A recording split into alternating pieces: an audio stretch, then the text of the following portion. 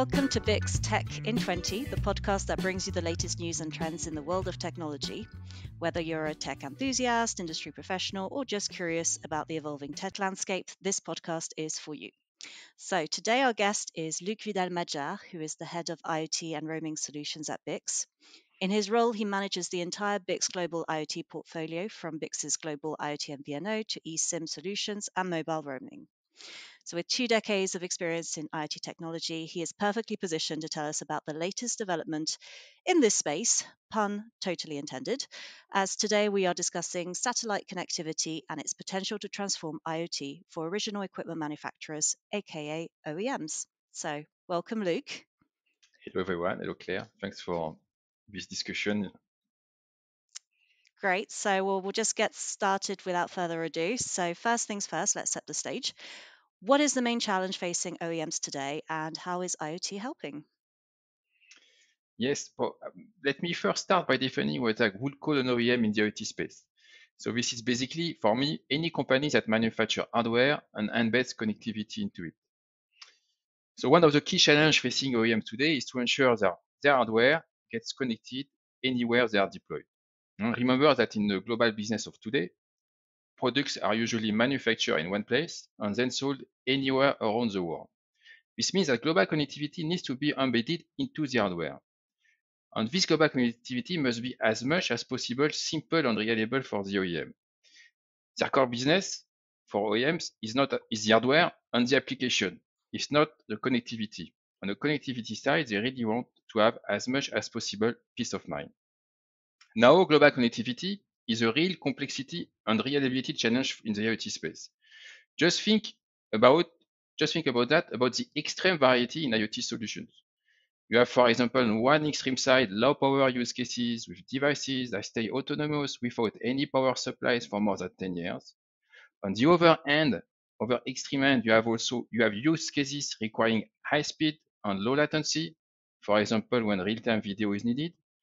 You have some use cases with device setting static in remote places, and some others permanently moving around and across the borders. At BICS, we are here to solve the challenges of global IoT deployment, making them more simple, more flexible, more reliable, and more secure. So with BICS global IoT solutions, OEMs can easily embed connectivity to their hardware directly from the factory. And these solutions are designed in order to allow OEMs first to secure and simplify their global operation and deployment. It can be up to a true zero-touch device lifecycle management of the IoT product wherever they are rolled out. It allows them as well to monetize their IoT application with highly flexible business model integrating connectivity costs and connectivity revenue. And I would highlight as well that we enable value-add services around security, analytics, digital twins, and more wherever they are deployed. So, how does satellite connectivity revolutionize IoT solutions for OEMs? Well, it starts with a simple statement. Roughly about 10% of the Earth's surface has access to terrestrial connectivity services. So there is a gap that needs to be filled for enterprise to deploy their connected product fully everywhere. And we talk here about quite a wide panel of use cases that are left out. You have maritime transport, you have road safety, you have logistics and tracking in continents like in North America and Africa with very remote places. You have wind farms, you have minings, etc., etc. And this is where non-terrestrial networks come in. Satellite connectivity enabled by geostationary or low orbit satellites can complement terrestrial and non-cellular networks in remote location. This year, we have announced a partnership with Skylo, a geo-satellite network operator. Thanks to the partnership, BICS will leverage Skylo's network of satellites covering 13.7 billion square miles of land and sea. And it doesn't come along. It's also coming along a true disruption in the industry in terms of satellite connectivity. Until now, communication to satellite, if you've been into the industry for some time, required very expensive terminals and complicated engineering from the enterprise. With a new standard called Release 17 by 3GPP, is now deployed by a number of satellite operators. Regular devices can talk directly to satellite with a simple firmware update. And today, the ecosystem is not only ready on the satellite side, it's also ready on the device side. You have regular IoT modules, including some of the best sellers in markets that are now Release 17 compliant. And we even have some smartphones that can connect directly to satellite for emergency SMS.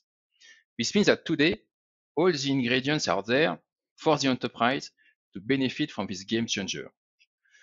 Of course, we talk about very small data consumption.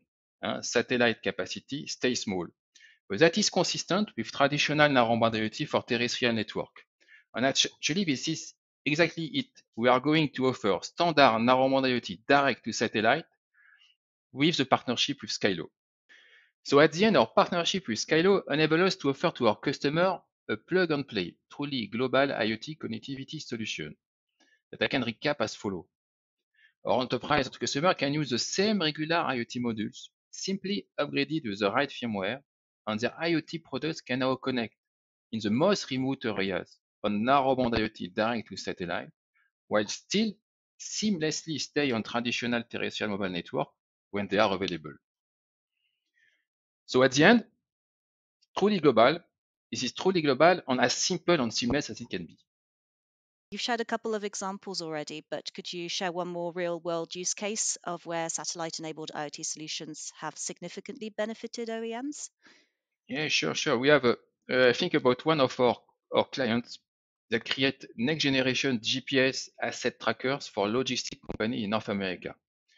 With this direct to satellite connectivity, they now can offer their customer to track shipment all along their journey that are often in thousands of miles and with more than 50% of time on roads with no cellular coverage at all.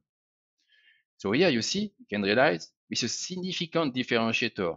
You move from 50% of connectivity to 100%. And that makes a difference from other tracking solution into the market. Great. So you've mentioned earlier GEO and LEO. Could you just briefly explain for us the difference between the two and which one is best for OEMs? Yeah, sure. So LEO stands for Low Earth Orbit Networks, and GEO for Geostationary Orbit.